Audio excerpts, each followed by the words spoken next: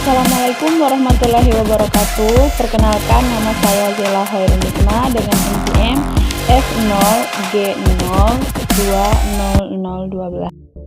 Halo semuanya, baiklah di sini saya akan membahas materi tentang memahami sistem pencernaan manusia.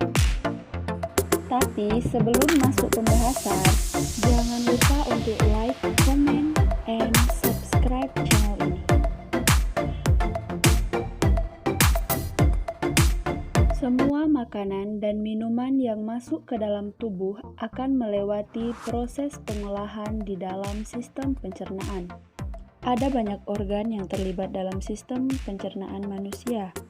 Untuk membuat makanan yang Anda makan dapat dicerna dan diserap oleh tubuh, sistem pencernaan manusia ini terancang untuk mengubah segala makanan yang Anda konsumsi menjadi nutrisi yang nantinya akan digunakan untuk proses perkembangan dan perbaikan sel tubuh, juga sebagai sumber energi. Dapat menggunakannya sebagai nutrisi, tubuh perlu mengubah protein menjadi asam amino, lemak menjadi asam lemak, dan karbohidrat menjadi gula. Organ pada sistem pencernaan manusia. Untuk dapat digunakan sebagai sumber tenaga, makanan dan minuman yang masuk ke dalam tubuh harus diolah terlebih dahulu. Prosesnya cukup rumit dan panjang, setidaknya butuh waktu sekitar 30-40 jam sebelum sisa makanan dibuang melalui buang air besar. Saat mengolah makanan, ada banyak organ yang terlibat dalam proses tersebut. Berikut adalah beberapa organ yang bertanggung jawab dalam sistem pencernaan manusia. Mulut. Proses pencernaan dimulai dari mulut. Di dalam mulut, makanan digigit, dikunyah, dan dilumat hingga halus. Air liur yang bercampur dengan makanan akan memecah bahan kimia dalam makanan tersebut dan membuat makanan menjadi lemak dan mudah untuk ditelan. Lidah juga membantu mengarahkan makanan dalam mulut dan mendorongnya untuk ditelan. Tenggorokan dan kerongkongan atau esofagus. Setelah ditelan, makanan akan melewati tenggorokan atau faring dan kerongkongan atau esofagus. Kerongkongan adalah saluran yang panjangnya sekitar 25 cm, mulai dari faring hingga lambung. Kerongkongan akan menghantarkan makanan yang sudah ditelan ke dalam lambung. Di dalam kerongkongan terdapat katup yang disebut dengan epiglotis. Bagian ini berfungsi untuk melindungi saluran nafas ketika menelan makanan atau minuman. Jika makanan atau minuman masuk ke saluran pernapasan, maka Anda bisa mengalami batuk atau tersedak. Lambung.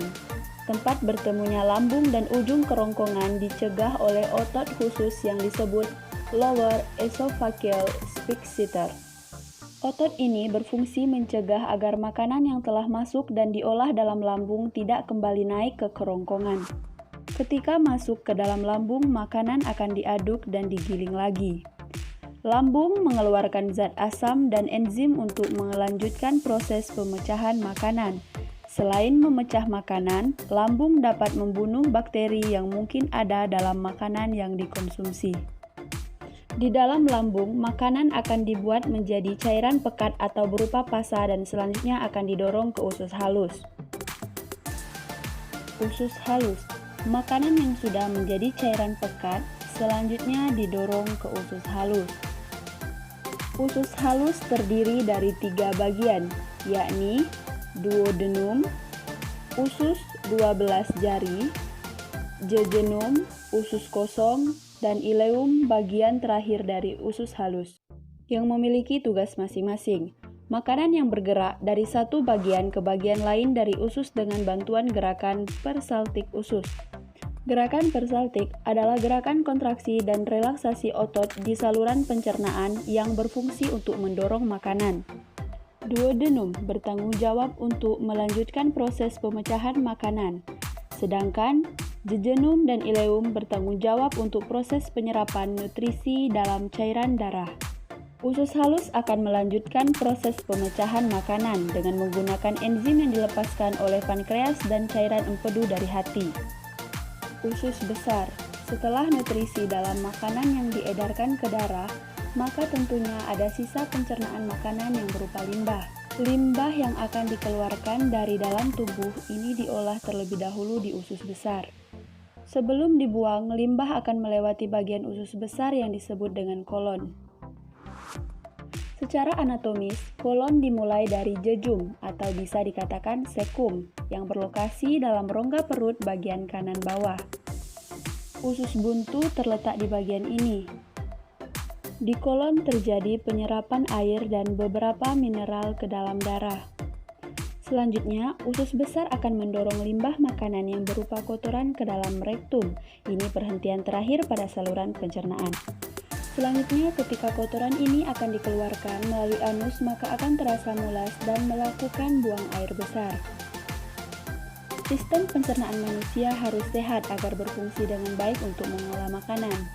Beberapa penyakit yang sering terjadi pada sistem pencernaan adalah MAH, diare, sembelit dan wasir. Gangguan pada sistem pencernaan jika tidak ditangani dalam jangka panjang dapat mempengaruhi status gizi seseorang. Untuk menjaga kesehatan sistem pencernaan, Anda disarankan untuk banyak minum air putih dan memperbanyak mengkonsumsi makanan tinggi serat meliputi buah-buahan, sayuran, dan biji-bijian. Jika mengalami masalah dan gangguan pada sistem pencernaan manusia, segeralah konsultasi pada dokter untuk mendapatkan penanganan yang lebih tepat. Sekian informasi tentang memahami sistem pencernaan pada manusia. Semoga informasi ini bisa bermanfaat.